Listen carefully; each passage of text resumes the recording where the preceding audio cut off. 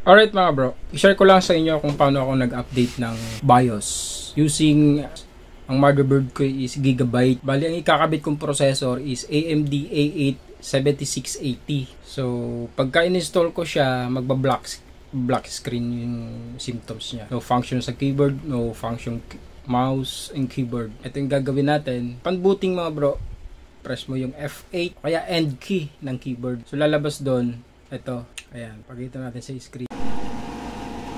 Q-Flash update tayo mga bro. From FB to FD. O, gagamit ako ng CPU na bago.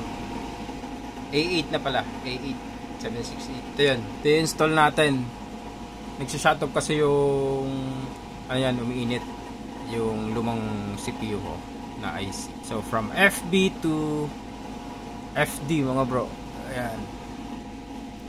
Bali pagpasok ng Q-Flash, press nyo lang yung end key F8. Yan, makapapasok nyo yan. Update na kayo. Extract nyo lang yung file nyo papuntang USB, di ba? Yan, pag natapos yung mga bro, ma-update na natin to. Lalagay na natin CPU. Tapos select nyo lang yung file na in-extract nyo sa USB. Bago kayo mag-update mga bro, download nyo yung version FD. From FB to FD. Download nyo yun. Tapos yung zip file, extract nyo dun sa USB. Para pagka nag-boot kayo, pag-press nyo ng F8 o kaya end key, yan, lalabas na doon yung sa file nyo, USB.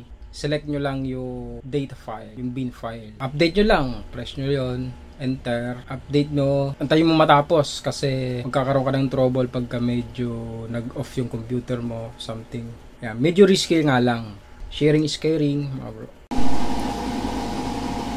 Yan, malapit na matapos yung update natin ng BIOS. Sana successful, hindi mag-off. Kasi bali mag-trouble yan pagka nag-off yan. Sira na yan nating motherboard kaya papalit tayo ng yan. Alright, tapos reboot natin.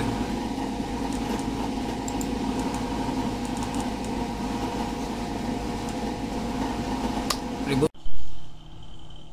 Eto na mga bro, A8 7680 na yung ano natin, CPU yan.